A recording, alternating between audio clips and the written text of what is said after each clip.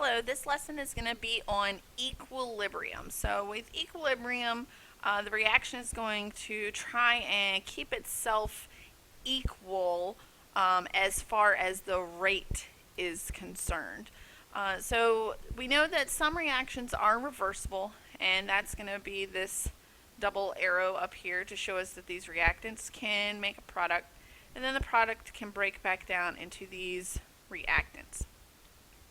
Forward reaction is going to be read left to right, and the reverse reaction is going to be read right to left.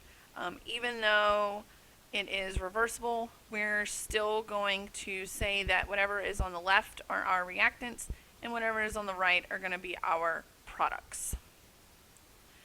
So initially, the rate of your reverse reaction is 0. So here we have our sulfur dioxide plus our oxygen gas. If they're in two separate containers, and they have yet to be mixed, then we have no product. Therefore, there is going to be no reverse reaction. As you start to add these reactants together, you're going to get a little bit of product, which means your forward reaction is going to proceed.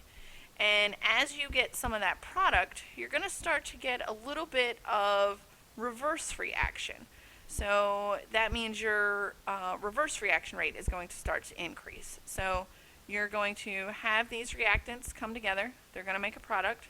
Product is going to break down into reactants. And so the more you get more product, the faster your reverse rate is going to pick up. And eventually those two are going to equal out. The rate at which you make a product is going to equal the rate at which your product breaks back down into reactant. And so that is when you have reached equilibrium.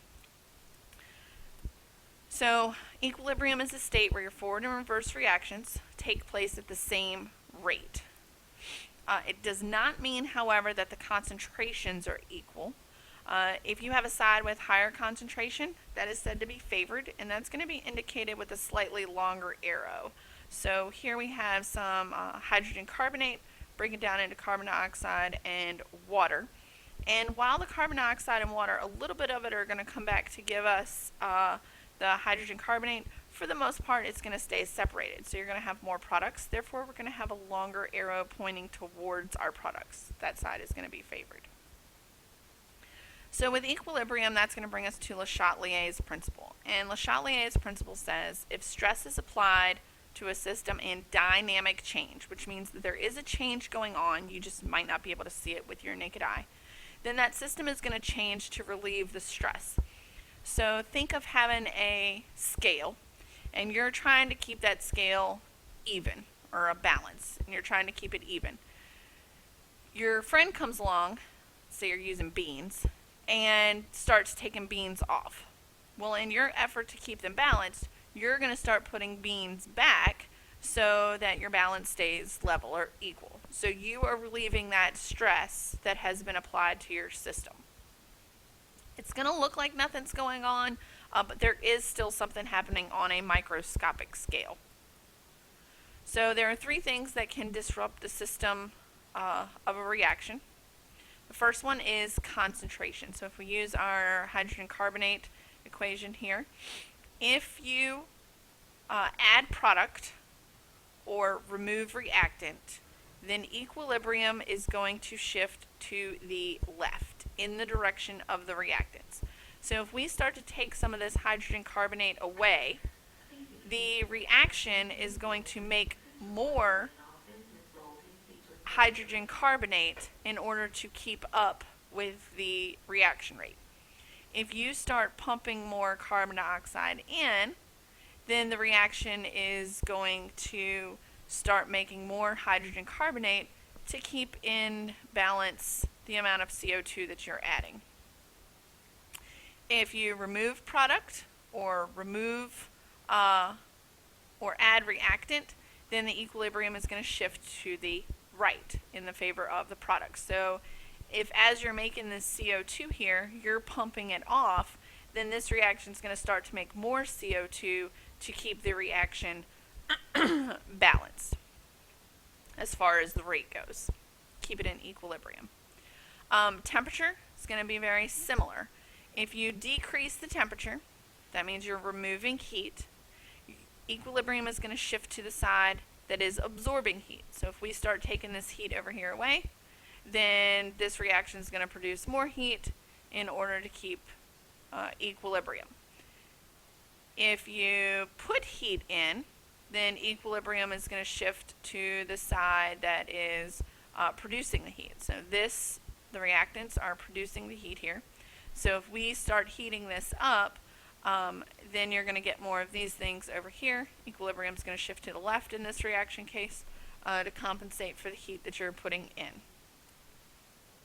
Pressure. Pressure is going to be specific for things that are in the gaseous state, and they have to be an unequal number of moles of things in the gaseous state. If you lower the pressure on the system, equilibrium is going to shift to favor the side with the most moles of gas. So if you lower the pressure, the side with the most moles of gas, which in this reaction is going to be the reactant side, is going to have more room to move about, so that side is going to be favored. You're going to get more of these things over here. And if you increase the pressure, it's going to shift to the side with the least moles of gas. So in this case, you're going to get more ammonia. So let's look at some things here. What effect does each of the following changes have on the equilibrium position for this reversible reaction? So just some short things to help you kind of remember. If you add something, equilibrium is going to shift to the opposite side. And if you remove, it's going to shift to the same side. And this is only going to work for concentration and temperature. So if we add Cl2, so we're adding, Cl2 is over here on the product side.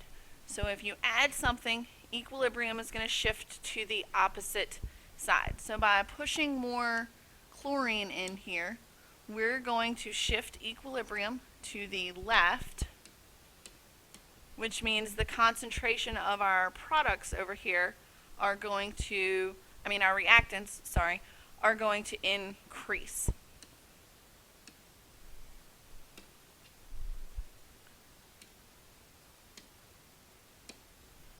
If we increase the pressure, now remember, pressure depends on things that are in the gaseous state, so we're only going to be able to look at our gases.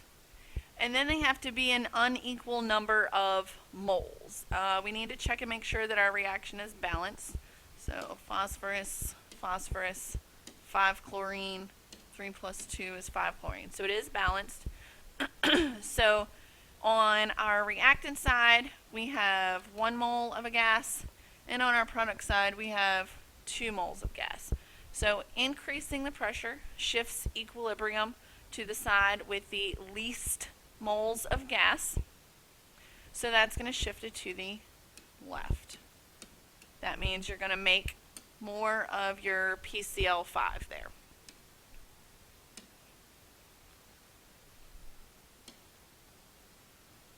Okay. Removing heat. Okay. Temperature is heat up here. So if you remove something, it's going to shift to the same side. It's going to shift to the side that that something is written on. And so here is our heat. Since our heat is on the reactant side, if we start taking that heat out, equilibrium is going to shift to the left.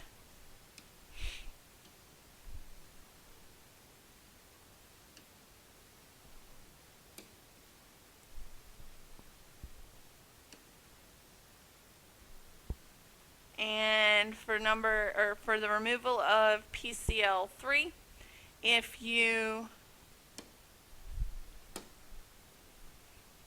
remove the PCl3,